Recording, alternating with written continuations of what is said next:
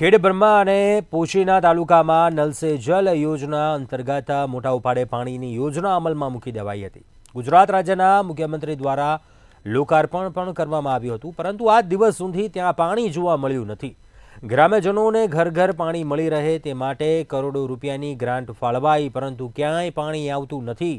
ગયા વર્ષે કુંવરજી બાવળિયાને પત્ર લખીને નલ સે જલ યોજના અંતર્ગત પાણી ન આવતું હોવાની રજૂઆત કરી હતી, જેમાં ક્યાંક પાઇપલાઇન નાખવામાં આવેલી નથી તો ક્યાંક કનેક્શનમાં નળ જ નથી તો કેટલાક ઘરોને નળ કનેક્શન પણ આપવામાં નથી આવ્યા। જ્યારે અધિકારીઓ દ્વારા 100% યોજના પૂર્ણ થયા હોવાનો રિપોર્ટ સરકારમાં આપી દેવાયો છે।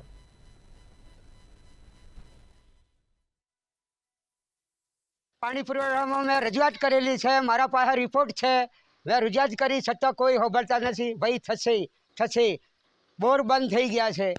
કયા કારણથી બોર બંધ થઈ ગયા છે? આઠ વહેડિયા ગામની અંદર ગઈ સાલ 8 બોર આવ્યા, તે તાલુકાના આવ્યા કે ક્યાંથી આવ્યા એની ઇન્કવાયરી હું કરવા ગયો, એટલે કે ભાઈ કે તાલુકાની અંદરથી આવ્યા છે કે થશે, કે આજ સુધી કોઈ થતું। જે આઈએસ ઓફિસર છે, જે આ વિભાગ સંભાળે છે, એને પણ મેં પત્ર લખ્યો હતો।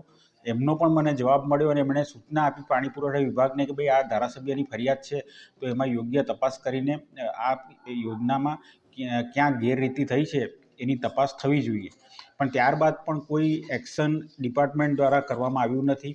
ત્યારબાદ મેં તકેદારી આયોગને પણ પત્ર લખ્યો છે કે આમાં મોટા પાયે ભ્રષ્ટાચાર થયો છે, એની વ્યાપક તપાસ થવી જોઈએ, પણ ત્યાંથી પણ જવાબ મને મળ્યો નથી।